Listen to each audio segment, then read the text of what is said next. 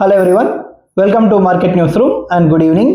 So ఈరోజు market ఎలా work అయింది, తర్వాత మనకు top news of the day ఏంటి, టాప్ లూజర్స్ ఏంటి, టాప్ గెయినర్స్ ఏంటి, తర్వాత ఏ సెక్టార్స్ పాజిటివ్గా మూవ్ అయ్యాయి, ఏ సెక్టార్స్ నెగిటివ్గా మూవ్ అయ్యాయి అనేది వన్ బై వన్ మనం చూద్దాము. సో ఛానల్ని కొత్తగా ఎవరన్నా చూస్తున్నట్టయితే తప్పకుండా సబ్స్క్రైబ్ చేసుకొని బెల్ ఐకాన్ ఆన్లో పెట్టుకోండి అండ్ వీడియోని తప్పకుండా లైక్ చేయండి. సో మనం ఈరోజు స్ట్రైట్ అవే ఫస్ట్ మార్కెట్ అనాలిసిస్లోకి వెళ్ళిపోదాం. నిఫ్టీ మనం చూసుకుంటే 25,815. సో ఫ్లాట్ అనమాట. లిటరల్లీ నిన్నటికి ఈ రోజుకు పెద్ద తేడా లేదు క్లోజింగ్ పరంగా చూస్తే. బట్ యాక్చువల్గా మనకు డైలీ చార్ట్లో మనకు అబ్జర్వ్ చేస్తే, లేకపోతే హవర్లీ చార్ట్ అబ్జర్వ్ చేసినా సరే మనకు తెలుస్తుంది అనమాట. మార్కెట్ ఫస్ట్ ఏం చేసిందంటే 25,900ని అటెంప్ట్ చేయడానికి ట్రై చేసింది. సో అక్కడ రిజెక్ట్ అయ్యి కిందికి వచ్చింది అనమాట. అక్కడ నుంచి కిందికి వెళ్ళి 25,780 ఆ రేంజ్లోకి వెళ్ళింది. సో సపోర్ట్ లెవెల్ అనమాట. సో అక్కడికి వెళ్ళి అక్కడి నుంచి కూడా మళ్ళీ రిటర్న్ అయ్యి పైకి వచ్చి 25,815 దగ్గర క్లోజ్ అయింది. సో మార్కెట్ స్టిల్ ఆ రేంజ్ దగ్గరే ఉందని మనం చెప్పుకోవాలి. 25,700 టు 26,200, ఈ 500 పాయింట్స్ రేంజ్ చూడండి. చాలా రోజుల నుంచి ఇక్కడే మార్కెట్ తిరుగుతుంది. ఒక రకంగా ఈ రేంజ్లో స్టక్ అయిపోయిందని మనం చెప్పుకోవచ్చు. బ్యాంక్ నిఫ్టీ పరంగా మనం మాట్లాడుకుంటే 58,912 దగ్గర క్లోజ్ అయితే, సెన్సెక్స్ మనకు 84,481 దగ్గర క్లోజ్ అయింది. ఇవి కూడా ఫ్లాట్లోనే ఉన్నాయన్నమాట దాదాపు. సో మిడ్ క్యాప్స్ ఈరోజు పాజిటివ్గా మూవ్ అయ్యాయి, పాజిటివ్గా క్లోజ్ అయ్యాయి కూడా. 0.25% వరకు మనకు పాజిటివ్గా క్లోజ్ అయ్యాయి. స్మాల్ క్యాప్స్ ఫ్లాట్గా ఉన్నాయి, -0.1% అనమాట. ఫ్లాట్గా ఉన్నాయని మనం చెప్పుకోవాలి. మన గెయినింగ్ సెక్టార్స్ ఏవేవి అనేది మనం చూసుకుంటే IT, reality, metal and consumer durables అనమాట. ఈ సెక్టార్స్ మెయిన్గా పాజిటివ్గా క్లోజ్ అయితే, మనకు నెగిటివ్గా క్లోజ్ అయిన సెక్టార్స్ వచ్చేసి ఆటో, మీడియా, పిఎస్సి అండ్ మనకు ఎనర్జీ అనమాట. ఈ సెక్టార్స్ మనకు నెగిటివ్గా క్లోజ్ అయ్యాయి. టాప్ గెయినర్స్ లిస్ట్లో కనుక మనం చూసుకుంటే HDFC asset management company, so మనకు మెయిన్గా టాటా మోటార్స్, తర్వాత మీషో. ఇది నిన్న కూడా బాగా అప్ సైడ్ వెళ్ళింది మీషో, మళ్ళీ ఈ రోజు కూడా మంచి అప్ సైడ్ మూమెంటం చూస్తుంది అనమాట. టాప్ లూజర్స్ లిస్ట్లో కనుక మనం చూసుకుంటే సిమెన్స్ ఎనర్జీ, తర్వాత ఇండియన్ ఆయిల్, తర్వాత Hitachi energy and Ola electric. ఇలాంటి వాటిల్లో నెగిటివ్ లాసెస్ ఉన్నాయన్నమాట, అంటే నెగిటివ్గా క్లోజ్ అయ్యాయి ఈరోజు. సో ఓవరాల్గా లెవెల్స్ వరకు మనకు నెక్స్ట్ లెవెల్స్ ఏంటి అనేది మాట్లాడుకుంటే సేమ్ ఇంటాక్ట్ ఉన్నాయి. ఫస్ట్ టార్గెట్ వచ్చేసి 25,900 టు 912, 920 ఆ రేంజ్ అనమాట. సో ఈ లెవెల్ దాటితే మనకు 25,940, 950 లెవెల్ వస్తుంది. అక్కడ మైనర్ సెల్లింగ్ జోన్ అనమాట. అది మెయిన్గా మనకు 25,980, 990, 26,000 అనమాట మేజర్ రెసిస్టెన్స్గా యాక్ట్ చేస్తుంది 26,000 అనేది. సో మనం చూసుకుంటే మనకు డౌన్ సైడ్లో మాత్రం 25,700 అనేది సపోర్ట్ లెవెల్గా ఉంది. And more over strongest support మాత్రం 25,500 దగ్గర ఉందన్నమాట. సో ఓవరాల్గా ఈ జోన్లో అనేది మార్కెట్ స్టక్ అయిపోయింది కాబట్టి ఇక్కడ నుంచి ఎలా బయటపడుతుంది మార్కెట్ అనేది మెయిన్గా చూడాలి. సో ఈరోజు highlight news of the day ఏంటంటే యాజ్ దిస్ ట్రంప్ అనమాట వచ్చాడు. సో 3 టాపిక్స్ మెయిన్గా మాట్లాడాడు అనమాట. ఒకటి వచ్చే అందులో మెయిన్గా మనకు పనికొచ్చేది ఏంటంటే pharma sector. So pharma sector గురించి మాట్లాడాడు. ఏమని అంటే మనం చూడండి, ఇప్పుడు వాళ్ళు టారిఫ్స్ విపరీతంగా వేశారు కాబట్టి అక్కడ ఫార్మా ప్రోడక్ట్స్ ప్రైజెస్ అనేది విపరీతంగా పెరిగిపోయాయి అనమాట. సో ఫార్మా ప్రోడక్ట్స్ ప్రైజెస్ అనేది విపరీతంగా పెరిగిపోవడం అంటే మెడికల్ ఎక్స్పెన్సెస్ అనేది కంప్లీట్గా పెరిగిపోతాయి అక్కడ. సో ఆల్రెడీ పెరిగిపోయాయి. సో దాని గురించి మాట్లాడుతూ కంపెనీస్ అన్ని కావాలని ప్రైజెస్ పెంచేస్తున్నాయి. సో నేను జనవరి నుంచి నేను కంట్రోల్ చేస్తాను వీటిని అని చెప్పి ఒక స్టేట్మెంట్ అయితే ఇచ్చాడు. సో ఇది వేటికి ఏ కంపెనీస్కి నష్టం అని మనం మాట్లాడుకుంటే మెయిన్గా 2 కంపెనీస్ ఉన్నాయి. ఆర్చిడ్ ఫార్మా ఒకటి, తర్వాత మనకు సన్ ఫార్మా అనమాట. అండ్ వీటిలో కూడా సన్ ఫార్మాకి సంబంధించి పెద్ద ఎఫెక్ట్ అయితే ఉండదని అనుకుంటున్నాను. ఎందుకంటే సన్ ఫార్మా ఈజ్ వాళ్ళు ట్రంప్ ఏదైతే గవర్నమెంట్ అడుగుతుందో అక్కడ యుఎస్ గవర్నమెంట్ ఇక్కడ ప్లాంట్స్ పెట్టి ఇక్కడ నుంచి ప్రొడక్షన్ చేయండి అని. సో అక్కడ ప్లాంట్స్ పెట్టడానికి సన్ ఫార్మా ఒప్పుకునింది అనమాట. సో మేబీ సన్ ఫార్మా మీద అంత ఎఫెక్ట్ ఉండకపోవచ్చు. ఈ రోజు అయితే ఎఫెక్ట్ పడింది, బట్ స్టిల్ యాక్చువల్గా లాంగ్ టర్మ్ పరంగా మనం మాట్లాడుకుంటే మాత్రం సన్ ఫార్మాకి అంత ఎఫెక్ట్ పడకపోవచ్చు. అండ్ మన ఎక్స్పోర్ట్స్, ఇండియన్ ఎక్స్పోర్ట్స్ పరంగా మనం మాట్లాడుకుంటే మనకు ఫరక్ పడే ఛాన్స్ లేదనమాట. ఎందుకంటే అతను టార్గెట్ చేసేది మెయిన్గా బ్రాండెడ్ మెడిసిన్స్ గురించి. మనం ఇండియా ఎక్స్పోర్ట్ చేసే మెడిసిన్స్ అన్ని generic medicines. So branded medicines మీద టారిఫ్స్ ఉన్నాయి, జనరిక్ మెడిసిన్స్ మీద టారిఫ్స్ అయితే లేవు. మెయిన్గా యూఎస్ఏలో వాడేదాన్ని జనరిక్ మెడిసిన్సే. మెయిన్గా ఎఫెక్ట్ అయ్యేది. ఐ మీన్ వాళ్ళు వాడేది రెగ్యులర్గా వాళ్ళ యూసేజ్లో ఉండేది జనరిక్ మెడిసిన్సే. సో మనకు పెద్ద మనకు పెద్ద ఎఫెక్ట్ ఏం పడదనమాట. సో ఒకవేళ ట్రంప్ జనరిక్ మెడిసిన్స్ మీద కూడా టారిఫ్స్ చేస్తాను అంటే యూఎస్ కన్స్యూమర్స్ పే చేసుకుంటారనమాట, వేరే ఆప్షన్ లేదు వాళ్ళకు. సో చూడాలి ఏం జరుగుతుంది ఏంటి అనేది. సో ఒక పక్క చూడండి ఏఐ బబుల్ కూడా కంటిన్యూగా, అది ఏఐ బబుల్ అనేది కొంచెం షేక్ అవుతుందని మనం చెప్పుకోవాలి. ఎందుకంటే ఒరాకిల్ ఈ స్టాక్ గురించి మీ అందరికి తెలిసిందే, ఈ మధ్య కాలంలో బాగా పెరిగిన స్టాక్, మంచి మొమెంటం చూసింది. ఆ సీఈఓ అయితే ఏకంగా richest man of the world అయిపోయాడు. సో ఇప్పుడు ఒరాకిల్ పరిస్థితి ఏంటంటే యాక్చువల్గా వాళ్ళు ఒక డేటా సెంటర్, ఏఐ డేటా సెంటర్ని అనౌన్స్ చేశారు. బ్లూ ఓల్ అనుకుంటాను, సబ్జెక్ట్ టు కరెక్షన్, వాళ్ళు ఇన్వెస్ట్ చేస్తామని చెప్పి $10 బిలియన్ సంబంధించిన ఇన్వెస్ట్మెంట్ ఇది.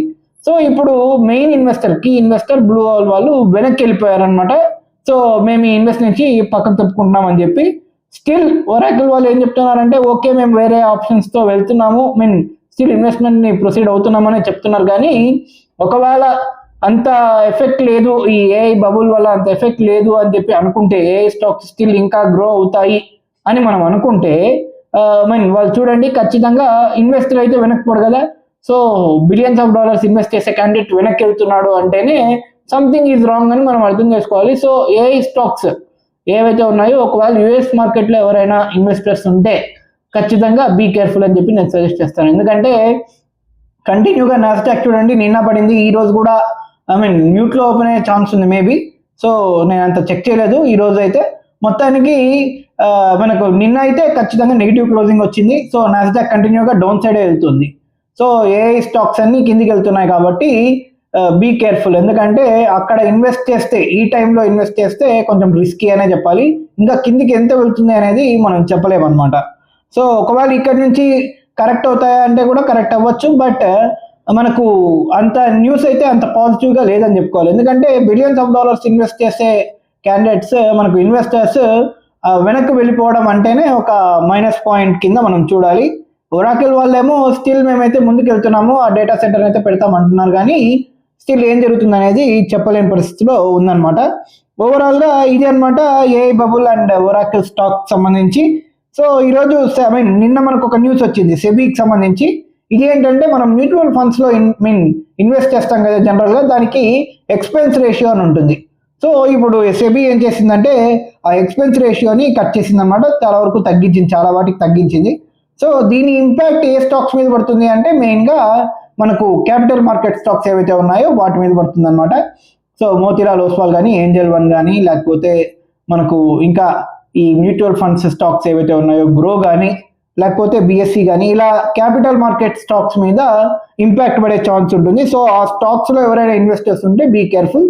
ఒకవేళ డౌన్ సైడ్ మంచి పాజిటివ్ స్టాక్స్ అనుకుంటే మాత్రం, డౌన్ సైడ్ వస్తే మాత్రం మీరు బయింగ్ ఆపర్చునిటీ చూసుకోవచ్చు.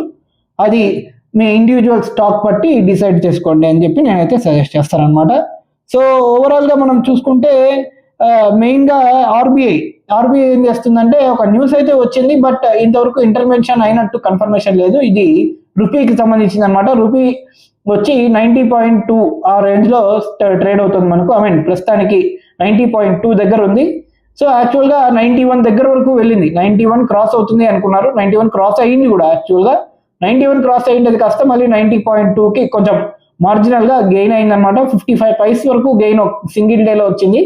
సో మనం చూసుకుంటే 90.2 దగ్గర ఉంది. ఇది కావాలనే చేస్తున్నారా అని చెప్పి మనం అనుకోవాలి. దీనికి కారణం ఏంటంటే మన ఎక్స్పోర్ట్స్ వాల్యూ పెరగాలి అని చెప్పి ఇదంతా చేస్తుంది, ఆర్బీఐ కావాలని చేస్తుంది. ఒకవేళ ఇంటర్వెన్షన్ అవ్వాలి అనుకుంటే ఆర్బీఐ ఏం చేస్తుందంటే డాలర్స్, మన దగ్గర ఉండే డాలర్స్ ఏవైతే ఉన్నాయో రిజర్వ్స్లో డాలర్స్ని కొన్ని అమ్మేస్తుంది అనమాట మనకు ఆర్బీఐ చేసి. సో ఎందుకు అంటే మెయిన్గా ఒకవేళ మనకు చూడండి జనరల్గా ఏం జరుగుతుందంటే ఇది సప్లై అండ్ డిమాండ్ మీద బేస్ అవుతుంది అనమాట డాలర్ అనేది. సో డిమాండ్ బయట ఎక్కువ ఉంది, సప్లై తక్కువ ఉన్నప్పుడు ఆటోమేటిక్గా డాలర్ స్ట్రాంగ్ అయ్యి రూపీ వీక్ అవుతుంది. సో ఇక్కడ ఏమవుతుందంటే రూపీ వీక్ అవుతుంది, డాలర్ మాత్రం స్టేబుల్గా ఉందన్నమాట. సో మనం ఏం చేస్తున్నామంటే డాలర్ సప్లైని బయట మార్కెట్కి పెంచేసి ఆటోమేటిక్గా కొంచెం రూపీని స్టెబిలైజ్ చేస్తున్నాం అనమాట. సో ఒకవేళ ఆర్బీఐ ఇంటర్వ్యూన్ అవుతే ఈ పని చేస్తుంది, ఖచ్చితంగా డాలర్స్ని అమ్మేసి ఖచ్చితంగా మనకు రూపీని స్టెబిలైజ్ చేసే ఛాన్స్ ఉంటుంది. బట్ నాకైతే డౌట్స్ ఉన్నాయి, ఎందుకంటే ప్రస్తుతానికి టారిఫ్ గేమ్ ఏదైతే నడుస్తుందో ఇది ఒక ఒక కంక్లూజన్కి వచ్చేంత వరకు అండ్ ట్రేడ్ డీల్ అనేది కన్క్లూజన్కి వచ్చేంత వరకు ఖచ్చితంగా మనం మాట్లాడుకుంటే చూడండి 91 దగ్గరకు వెళ్ళిపోయింది. ఒక 91 దగ్గర ఉంచుతారా లేకపోతే 92 వరకు తీసుకెళ్తారా అనేది కూడా చెప్పలేము. ఒక లెవెల్ వరకు తీసుకెళ్ళి అక్కడ వరకు పెడతారు. ఎప్పుడైతే ఒక ట్రేడ్ డీల్ అవుతుందో ఆటోమేటిక్గా రూపీ బలపడుతుంది. అక్కడి నుంచి ఫర్దర్గా బలపడడానికి ఆర్బీఐ మేబీ డాలర్స్ని సెల్ చేయొచ్చు. సో ఇది జరిగే ఛాన్స్ మనకు ఉందన్నమాట. అండ్ మోర్ ఓవర్ చూడండి డాలర్ కొంచెం ఇంపాక్ట్ అవ్వడానికి ఒక పక్క జపాన్ మార్కెట్ నుంచి కూడా న్యూస్ ఉంది మనకు. ఎందుకంటే జపాన్ మార్కెట్ వాళ్ళు ఈరోజు జపాన్ కంట్రీ ఇంట్రెస్ట్ రేట్స్ పెంచడానికి స్కోప్ ఉంది అండ్ ఆల్మోస్ట్ కన్ఫర్మ్ లేండి.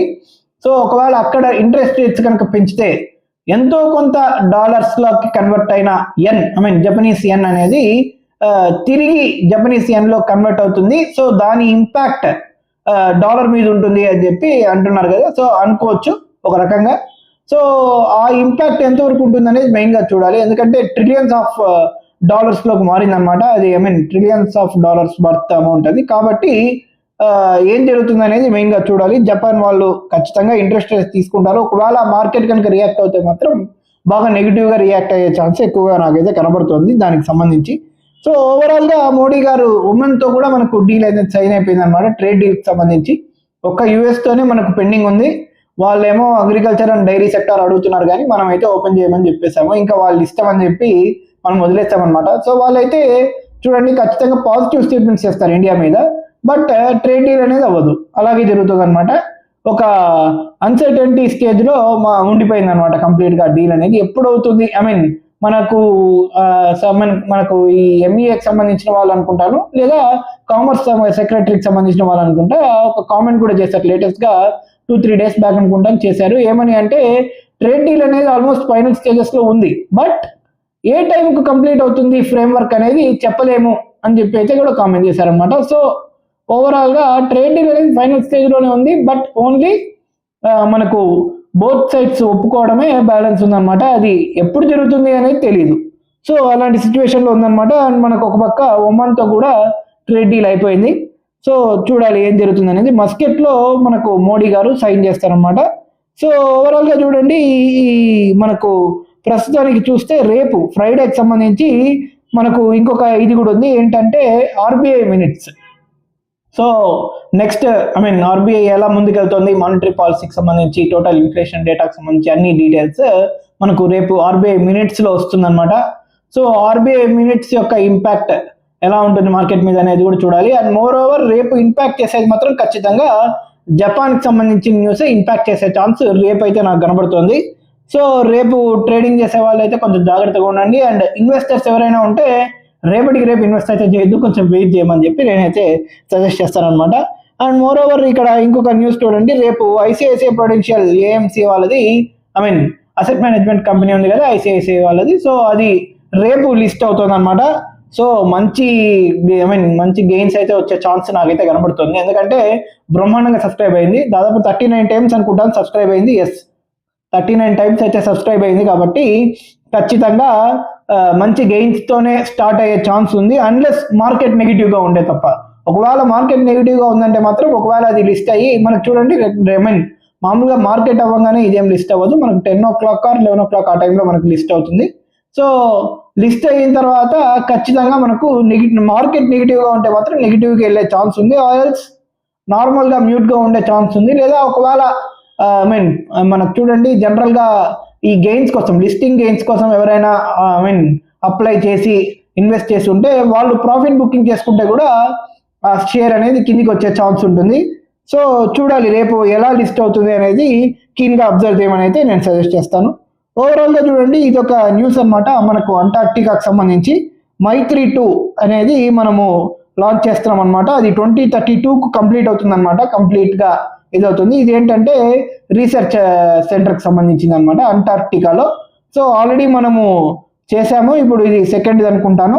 సో మైత్రి 2 అనేది మనము అంటార్క్టికా రీసెర్చ్ స్టేషన్ అనేది 2032కి కంప్లీట్ అవుతుంది. మనది ఇండియా ఓన్డ్ అనమాట. సో చూడాలి ఏం జరుగుతుంది ఏంటి అనేది. సో ఓవరాల్గా చూడండి ఈరోజు ఇంకొక న్యూస్ చెప్పాలి. ఇది నిన్న జరిగింది. యాక్చువల్గా నిన్న జరిగింది, ఈ రోజు కూడా జరిగింది అనుకుంటాను మార్నింగ్, సబ్జెక్ట్ టు కరెక్షన్. ఇది ఏంటంటే బంగ్లాదేశ్లో మన ఇండియన్ ఎంబసీ ఏదైతే ఉందో దాని మీద రాడికల్ ఇస్లామిస్ట్ అటాక్ చేశారనమాట. దీనికి సంబంధించి మాకు ఆన్సర్ కావాలని చెప్పి ఆల్రెడీ బంగ్లాదేశ్ ఎన్వాయ్ని ఇక్కడ మన గవర్నమెంట్ పిలిపించి కూడా మాట్లాడింది అనమాట. సో ఈ మధ్య కొంచెం చూడండి బంగ్లాదేశ్ వాళ్ళది కొంచెం ఎక్కువ అవుతుంది. ఏంటంటే మాట్లాడితే మనకు పైన నార్త్ ఈస్ట్లో ఏ స్టేట్స్ అయితే ఉన్నాయో సిస్టర్ స్టేట్స్ అంటారు, 7 సిస్టర్స్ అంటారు ఆ స్టేట్స్. సో వాటిని మేము కట్ చేసేస్తాము, అవి బంగ్లాదేశ్కి సంబంధించిన ల్యాండ్ అని చెప్పి ఇష్టం వచ్చినట్టు మాట్లాడడము, మ్యాప్స్ రిలీజ్ చేయడము. ఈ యూనిస్ ఎవరైతే ఉన్నారో ఇంటరిమ్ గవర్నమెంట్, వీడికి అక్కడ బంగ్లాదేశ్లో ఏ సంబంధం లేదనమాట. స్టిల్ ఇతను వెళ్ళి ఏ కంట్రీ పడితే ఆ కంట్రీ తిరిగి ఏదో అఖండ బంగ్లాదేశ్ అన్నట్టు ఒక మ్యాప్ అయితే ప్రజెంట్ చేస్తారు. ఇది కొంచెం ఓవర్ అవుతుంది. ఫస్ట్ మన వాళ్ళు కొంచెం పట్టించుకోలేదు, కానీ రాను కొంచెం ఓవర్ అవుతుంది అనమాట. వాళ్ళకు తెలియాల్సింది ఏంటంటే వాళ్ళ చుట్టూ ఇండియా ఉంది. ఒకవేళ ఇండియా తలుచుకుంటే వాళ్ళని కట్అవుట్ చేయడం అనేది 1 అవర్ పని అనమాట. సో అంత స్టేజ్కి బంగ్లాదేశ్ తీసుకురాకూడదనే మనం కోరుకుందాం. సో ఏం జరుగుతుంది అనేది మెయిన్గా చూడాలి. సో ఈరోజు FIS డేటా వరకు మనం మాట్లాడుకుంటే స్టిల్ వాళ్ళు 92% షార్ట్స్ అయితే మెయింటైన్ చేస్తున్నారు. సో ఈ రోజు కూడా షార్ట్ కవరింగ్ ఏమైనా చేస్తుంటారా అంటే నాకు డౌట్ఫుల్. ఎందుకంటే లోయర్ లెవెల్లో బయింగ్ వచ్చింది కానీ షార్ట్ కవరింగ్ అయితే రాలేదు. ఎందుకంటే షార్ట్ కవరింగ్ వస్తే హ్యూజ్ మూవ్మెంట్ ఉండే ఛాన్స్ ఉంటుంది. సో చూడాలి. విక్స్ కూడా బాగా కూల్ ఆఫ్ అయ్యి 10Bలోకి వెళ్ళిపోయింది కదా, కాబట్టి ఖచ్చితంగా మార్కెట్ ఇక్కడ నుంచి వాలటిలిటీ ఎక్స్పెక్ట్ చేయట్లేదు, కానీ ట్రేడ్ డీల్ అయ్యేంత వరకు మార్కెట్ అయితే ఒక రేంజ్లో ఉంటుందని చెప్పి విక్స్ కూడా మనకు క్లియర్గా చెప్తోంది. వీళ్ళు FIS ఏమో కంటిన్యూగా సెల్ అయితే చేస్తూనే ఉన్నారు. వాళ్ళు మనం చూడండి ఇయర్లీగా మొత్తం ఓవరాల్ సెల్లింగ్ సైడే ఉన్నారు. అండ్ బయింగ్ అనేది ఒక్కసారి చేశారు, 1100 కోట్లు బయింగ్ చేశారు అనుకుంటా నిన్న. సో అది కూడా పెద్ద ఇంపాక్ట్ ఏం కాదు, ఎందుకంటే లక్షల కోట్లు అమ్మేసి ఓన్లీ 1100 కోట్లు కొనడం అనేది వెరీ మైనర్ బయింగ్ అవుతుంది. సో చూడాలి, ఏదైనా ఒకవేళ మనకు బ్లాక్ డీల్ ఏమైనా చేసుకున్నారా అనేది కూడా చూడాల్సి ఉంటుంది. సో వీళ్ళు రూపీ కోసమే కాదు, యాక్చువల్గా ట్రేడ్ డీల్ వల్ల ఓవరాల్ ఇంపాక్ట్ అనమాట ఇది. ఎందుకంటే ట్రేడ్ డీల్ జరగలేదు కాబట్టి రూపీ వీక్ అయింది. మన వాళ్ళు ఎక్స్పోర్ట్ వాల్యూ పెంచడానికి రూపీని వీక్ అవ్వనిచ్చారు, కావాలనే కొంచెం వీక్ అయ్యేలా చేశారు. సో అది వీక్ అవ్వడం వల్ల మార్కెట్కి ఓవరాల్గా నెగిటివ్ కాబట్టి FIS కూడా వాళ్ళకు నష్టం కాబట్టి ఖచ్చితంగా వాళ్ళు సెల్ అయితే చేస్తున్నారు. ఒక పక్క మన DIS అయితే కొంటూనే ఉంటారు, అది తప్పనిసరి పరిస్థితి కాబట్టి చూడాలన్నమాట ఏం జరుగుతుంది అని ఓవరాల్గా. సో ఇది ఈరోజు top news of the day. వీడియోని చివరి దాకా చూసినందుకు thank you so much. Video కనుక మీకు నచ్చినట్టయితే తప్పకుండా లైక్ చేసి షేర్ చేసి సబ్స్క్రైబ్ చేయండి ఛానల్ని. మళ్ళీ రేపు మార్కెట్ అనాలిసిస్ వీడియోలో మళ్ళీ కలుద్దాం. అంటే take care, bye bye and good night.